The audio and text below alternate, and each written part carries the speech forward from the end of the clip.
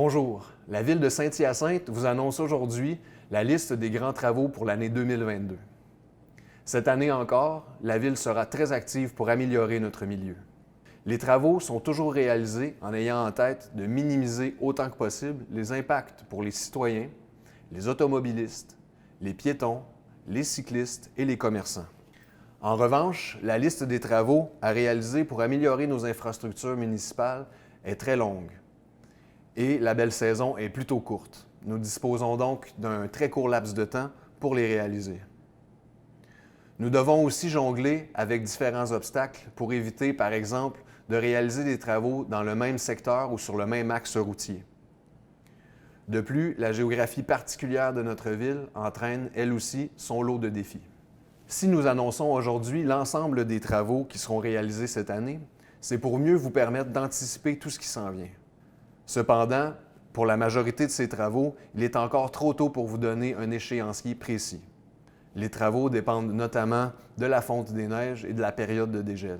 De plus, le contexte lié à la pandémie de COVID-19 entraîne, elle aussi, une pression accrue sur l'approvisionnement, les coûts, les ressources humaines, autant de facteurs qui ont des répercussions néfastes sur les délais de livraison de l'ensemble des projets. Je laisse donc la parole à mes collègues du service du génie et des travaux publics qui nous expliqueront cette grande liste de projets.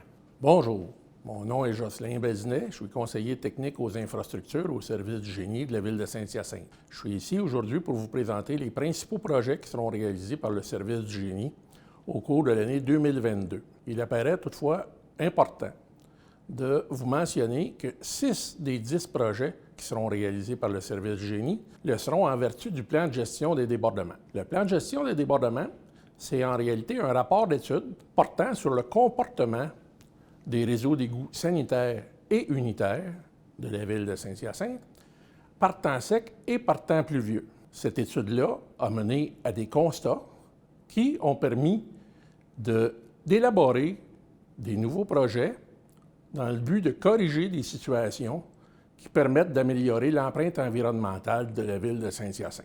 Le premier projet est le projet de reconstruction du poste de pompage Giroir qui a débuté en juin 2021. Ce projet-là s'articule autour de 3 axes. Le premier est la reconstruction du poste de pompage Giroir de façon simultanée au fonctionnement du poste de pompage actuel, ce qui permet de réaliser des travaux sans rejet à l'environnement. Le deuxième axe de ces travaux-là consiste à reconstruire une conduite de refoulement de plus grande capacité et d'un diamètre de 600 mm ou 2 pieds pour ceux qui préfèrent. Et le troisième axe vise la reconstruction du trop-plein de débordement afin de le rendre conforme aux normes du ministère de l'Environnement, trop-plein de débordement qui ne sera utilisé qu'en situation d'extrême urgence. Le projet se terminera en mai 2022. Il constitue l'une des mesures phares du plan de gestion des débordements, compte tenu du fait que le poste de pompage Giroir est le deuxième en importance à la Ville de Saint-Hyacinthe. Sa nouvelle capacité sera de 550 litres seconde, ce qui est un débit très important. Comme deuxième projet, la Ville réalisera la remise à niveau du poste de pompage Pratt. Le poste de pompage Pratt est le poste le plus important de la Ville car il reçoit 70 % des eaux usées de la Ville de Saint-Hyacinthe. Les travaux qui sont prévus sont l'ajout d'une pompe et de ses constituantes mécaniques, ainsi que le remplacement de pompes actuelles, le remplacement de toute la plomberie et de l'électricité, des panneaux de contrôle, des panneaux d'instrumentation également, le remplacement de la génératrice actuelle par une génératrice de plus grande capacité qui va être capable de faire fonctionner 3 pompes en simultané plutôt que 2, et l'installation d'un système de traitement des odeurs qui va permettre de diminuer les impacts sur l'environnement immédiat du poste de pompage. Bien entendu, ces travaux-là nécessitent un agrandissement du poste et nous en profiterons donc pour améliorer la facture architecturale du bâtiment de façon à ce qu'elle s'intègre le plus possible au milieu environnant. Le troisième projet est la remise à niveau du poste de pompage Casavant. Le poste de pompage Casavant, qui a un débit actuel de 140 litres par seconde, verra sa capacité augmenter jusqu'à 255 litres seconde. Cela nous permettra de recevoir des eaux usées d'environ 20 % du territoire du secteur Douville et ce qui rendra conforme des ouvrages d'assainissement qui sont localisés dans le secteur Douville, mais également qui permettra de recevoir les eaux usées du parc Olivier Chalifou et de la Cité de la biotechnologie, autant actuellement que dans le futur. Ces travaux-là, c'est des travaux d'une valeur supérieure à 4 millions de dollars. Et les travaux qui sont prévus se dérouler durant l'année 2022 permettront encore une fois de régler des non-conformités en vertu du plan de gestion des débordements. Le quatrième projet, c'est la remise à niveau et l'augmentation de capacité du poste de pompage Castelnau. Ce poste de pompage a actuellement une capacité d'environ 25 litres par seconde et sa capacité future sera portée à 80 litres par seconde. Les travaux qui vont être réalisés au poste de Castelnau sont intimement liés à ceux du poste Casavant, car ils permettront de détourner environ 20 des eaux usées du secteur d'Ouville vers le secteur nord de la ville, ce qui rendra plusieurs ouvrages de survesse conformes. Les travaux qui sont prévus au poste de pompage Castelnau sont notamment l'ajout d'onduleurs à fréquence variable pour lisser le débit des pompes, l'ajout de nouvelles pompes, le remplacement des composantes électriques et de contrôle, ainsi que l'installation d'un débitmètre électromagnétique. Les travaux prévoient la construction d'une conduite de refoulement par forage directionnel sur la rue Jean-Noël-Dion, de façon à détourner les eaux, comme je le disais précédemment, d'un bassin versant vers un autre. Et ces travaux-là vont avoir lieu durant le mois de juillet. Ils vont durer que quelques jours. Le cinquième projet sera des travaux d'infrastructure sur la rue Saint-Louis et sur la rue Saint-Pierre à Saint-Hyacinthe. Les travaux prévoient le remplacement de conduites d'égout unitaires par des conduites d'égout sanitaires et pluviales sur la rue Saint-Louis, entre la voie ferrée du CN ainsi que la rue Brunette, et sur la rue Saint-Pierre-Ouest, entre l'avenue Saint-Louis et l'avenue Messier. Ces travaux prévoient également, pour ces mêmes tronçons, l'installation de conduites d'aqueduc, dont une conduite qui va servir à desservir les maisons du secteur, mais également une conduite d'aqueduc maîtresse qui va servir à sécuriser les besoins en approvisionnement d'eau potable des secteurs situés au sud de la rivière. Cette partie du projet-là constitue la deuxième étape sur 8 qui vise à sécuriser l'approvisionnement en eau des secteurs situés au sud de la rivière. Le projet prévoit également l'installation d'une conduite par forage directionnel sous la voie ferrée du CN pour rejoindre le secteur Assomption. En collaboration avec le ministère des Transports du Québec, le projet prévoit le planage et le resurfaçage de la chaussée d'un tronçon de l'avenue Saint-Louis qui est situé entre la rue Brunette et la rue des Seigneurs. Ces travaux-là vont avoir lieu durant l'été. Il est important de mentionner que les travaux vont avoir lieu du 19 avril 2022 jusqu'au 25 novembre 2022. L'impact sur la circulation va être important parce que ça se passe sur la route 137. Les travaux vont débuter au sud de la rue Lemire, ce qui va permettre de dévier la circulation automobile vers la rue Lemire, la rue Mercure et la rue Brouillette. Ainsi, les gens vont pouvoir transiter d'un endroit à un autre sans trop de difficultés. Durant une fin de semaine, une des dernières fins de semaine du mois d'avril, l'intersection de la rue Lemire avec la rue Saint-Louis va être fermée à la circulation et le trafic va être dévié dans le centre-ville via l'avenue de la Concorde-Nord et l'avenue de la Concorde-Sud, de façon à ce que l'on puisse rejoindre les ouvrages d'assainissement qui sont situés à de très grande profondeur. Une fois cette étape-là réalisée, durant la première fin de semaine du mois d'avril, durant la dernière fin de semaine du mois d'avril plutôt, excusez-moi, les travaux vont se poursuivre sur l'avenue Saint-Louis et sur la rue Saint-Pierre-Ouest jusqu'à la Saint-Jean-Baptiste. Une fois le congé scolaire entamé, les travaux vont reprendre sur l'avenue Saint-Louis entre la rue Lemire et le boulevard Laurier-Est. Ces travaux-là vont nécessiter, encore une fois, de fermer la 137 complètement et de dévier la circulation via le centre-ville par l'avenue de la Concorde-Nord et l'avenue de la Concorde-Sud. Durant cette période qui va durer de 5 à 8 semaines, les travaux, en réalité, qui vont être réalisés, vont être la construction des infrastructures d'aqueducs et d'égouts sur le tronçon de l'avenue Saint-Louis situé entre le boulevard Laurier et la rue Lemire. Le boulevard Laurier ne sera jamais fermé à la circulation car les conduites vont être installées par forage directionnel sous le boulevard Laurier. Et donc, la circulation sur la route 116 va pouvoir être maintenue en tout temps, à l'exception d'une nuit. Pendant également cette période-là du congé scolaire, les travaux de planage et de pavage vont être effectués sur la route 137 entre la rue Brunette et la rue des Seigneurs, comme je le mentionnais plus tôt. Et donc, il va falloir que les gens s'arment de patience en utilisant la rue des Seigneurs, l'avenue de la Concorde Sud et l'avenue de la Concorde Nord pour rejoindre la 137 à nouveau.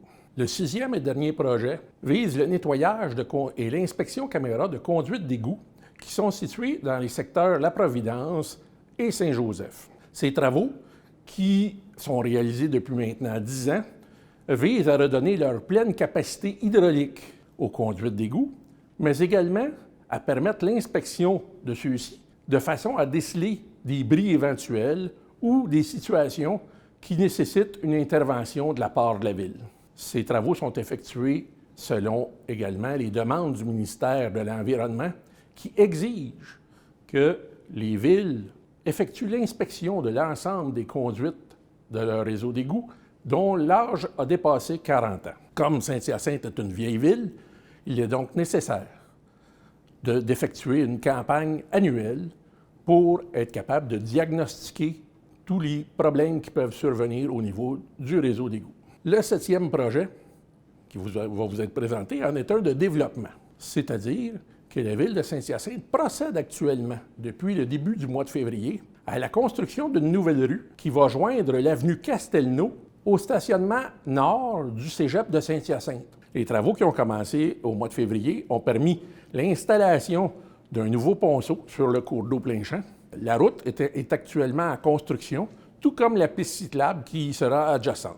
Ces travaux-là devraient normalement se terminer pour le début de l'été 2022.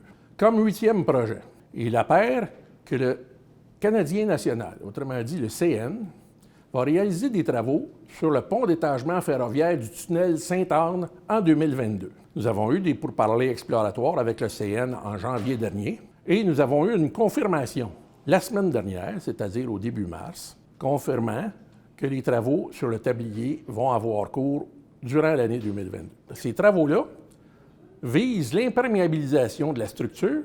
Certainement que vous avez constaté qu'il y a des glaçons qui se forment sur la structure et ces glaçons-là peuvent tomber sur les véhicules. Ça veut simplement dire qu'il y a de l'infiltration au niveau de la structure et donc qu'elle peut se détériorer beaucoup plus rapidement.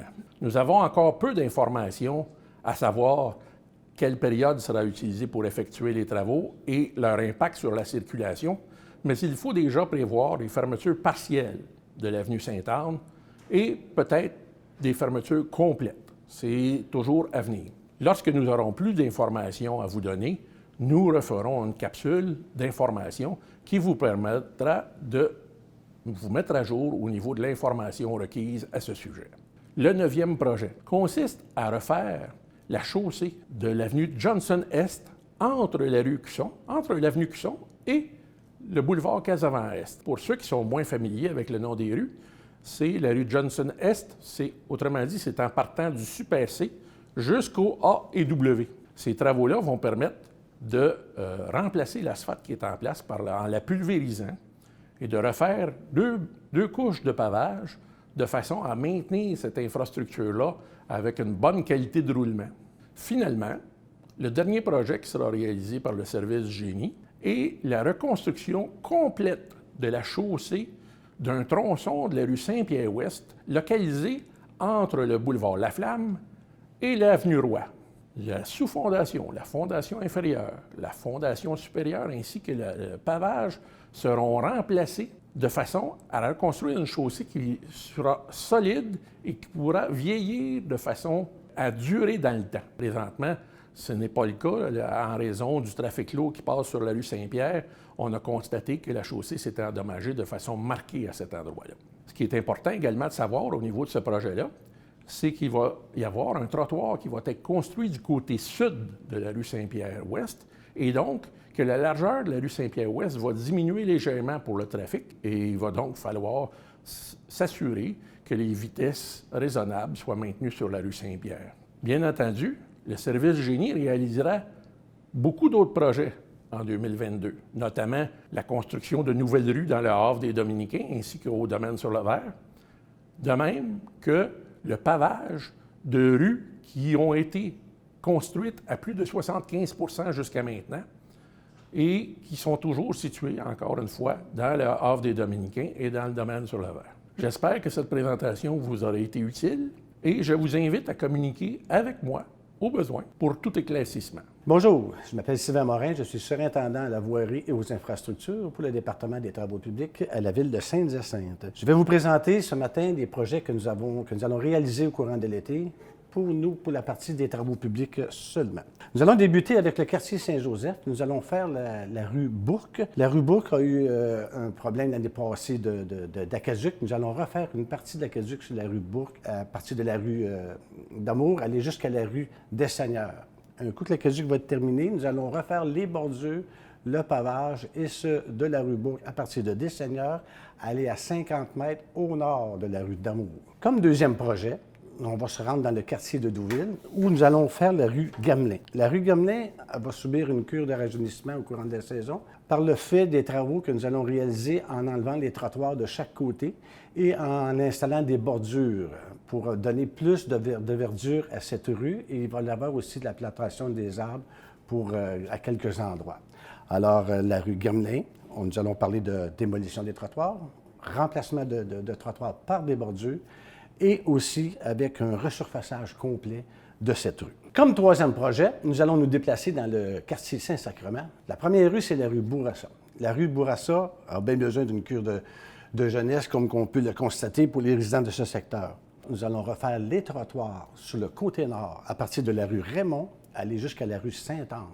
Nous allons enlever le vieux trottoir, nous allons enlever la bordure et nous allons reconstruire un trottoir monolithique qui, celui-ci, va être directement dans la rue, sur le côté de la rue, c'est ce que je veux dire. Après ça, à partir de la rue Raymond, aller jusqu'à la rue Sainte-Catherine, sur le côté de l'école, eh bien, les travaux ont été faits il y a quelques années et ils n'ont pas besoin de subir une cure de jeunesse. Pour le côté sud, il va y avoir le retrait du trottoir sur le côté sud, ainsi que la bordure, qui, elle, va être refaite en nœud de la rue Sainte-Catherine, aller jusqu'à la rue Laframboise. Nous allons laisser le débarcadère tel quel sur Laframboise, entre Sainte-Anne et Laframboise, évidemment sur Bourassa, pour l'ancienne école, pour l'école des adultes.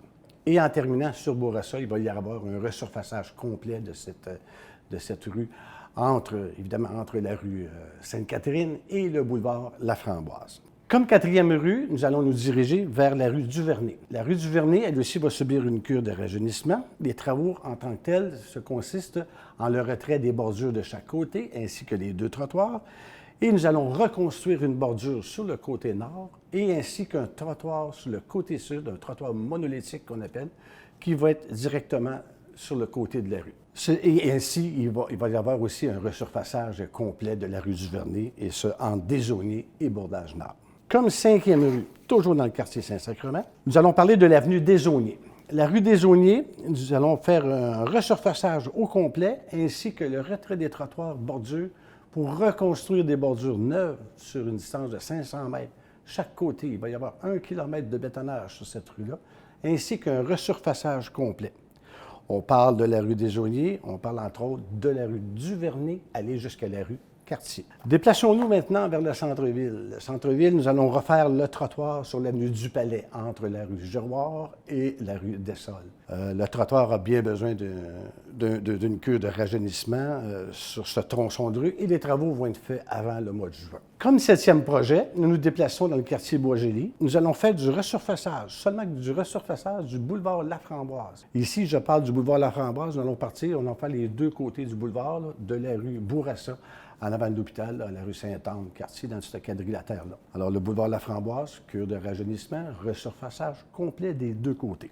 Le huitième projet, c'est la rue Giroir. Les usagers de la route en avant de la rue Giroir, là, en avant du collège Saint-Maurice, on observe des ornières assez prononcées qui sont problématiques, surtout l'hiver et surtout en temps de pluie. Alors, il va y avoir un planage complet de la rue, là, à partir du tunnel de la voie ferrée ou de la rue des Sols, si on peut dire, aller jusqu'à la rue Pratt, un planage et un resurfaçage complet de la rue Giroir. Et aussi, nous allons rajouter une deuxième portion à Giroir qui est, elle, de Bourdage à Delabruyère. Donc, Giroir est divisé en deux sections. Comme neuvième projet qui a été retenu, nous allons nous diriger plus du côté de la campagne. On s'organise dans une rue résidentielle, on appelle la rue de la Rive. La rue de la Rive, c'est une petite rue qu'on prend pour le rapide plat sud, puis qui fait un L qui débouche sur la rue Montée-Cadorette, qu'on appelle. Alors, la rue de la Rive, nous allons enlever l'asphalte et on va refaire un pavage au complet sur cette rue-là, qui va coïncider avec le 10e projet qui est la montée Cadorette. Alors, on va faire la rue de la Rive ainsi que la montée Cadorette et refaire un aménagement aussi plus au bas vers la rivière pour que les citoyens puissent pouvoir stationner leurs voitures ainsi que leurs bateaux pour ceux qui vont à la pêche. Comme 11e projet, on reste toujours en milieu rural. Alors, nous allons refaire un resurfaçage complet de la route Guy entre le rang des Érables et le chemin du raccourci, où est la voie ferrée, pour permettre un élargissement aux endroits possibles, l'élargissement pour permettre une sécurité plus accrue envers les cyclistes. Alors, la route Guy va subir un élargissement de plus ou moins 500 à 1 mètre pour pouvoir donner plus de sécurité à tous nos usagers de la route. Je parle de nos cyclistes, évidemment. Comme 12e projet, on reste toujours dans le milieu rural, mais cette fois-ci, on se dirige vers du côté de Saint-Thomas-d'Aquin. Nous allons faire le chemin de la Grande Ligne. Le chemin de la Grande Ligne va être effectué conjointement avec la municipalité de Saint-Barnabé. Et le chemin de la Grande Ligne, nous allons réeffectuer le resurfaçage à partir de la route 235, le rang Saint-André, jusqu'au rang de la Pointe du Jour. Et ces travaux-là devront être faits au courant de l'été, soit au mois de juillet ou au mois de août. En terminant, je vais vous nommer quelques travaux qui vont être réalisés aussi au courant de la saison. Ces travaux sont intégrés avec la planification annuelle. On parle de travaux, mettons, de la rue Bibeau ainsi que la rue Robert. C'est des travaux qui sont en lien avec la construction du HLM sur la rue Concorde. Il va y avoir des travaux de bétonnage aussi sur la rue Delorme, sur la rue Saint-Louis, sur la rue Savoie, en face du parc Fridolin-Savoie. Nous allons refaire le trottoir qui a été démoli suite à la construction du nouveau parc, évidemment. Nous allons aussi ramener une cure de jeunesse au sentier piétonnier du parc Marie-Thérèse Bilodeau. Le parc est situé en face de la Sûreté du Québec, le poste de police Saint-Hyacinthe. Nous allons enlever le pavé uni, nous allons refaire les sentiers en béton pour quelque chose de plus durable. Et nous allons aussi avoir des travaux sur la rue Lemire, sur la rue Sicotte, et bien d'autres. Alors, en terminant, je tiens à souhaiter à tous les Mascoutins et Mascoutines une belle saison estivale et pas trop de désagréments avec nos travaux au courant de la saison. La Ville de Saint-Hyacinthe offre plusieurs outils pour vous informer sur les travaux en cours. Pour tous les travaux, il y aura un avis de travaux, y compris un plan de détour, qui sera diffusé sur le site Internet de la Ville et sur notre page Facebook. Toutes les semaines, une capsule Info-Travaux est aussi diffusée sur les ondes de Boom FM et sur leur site Web.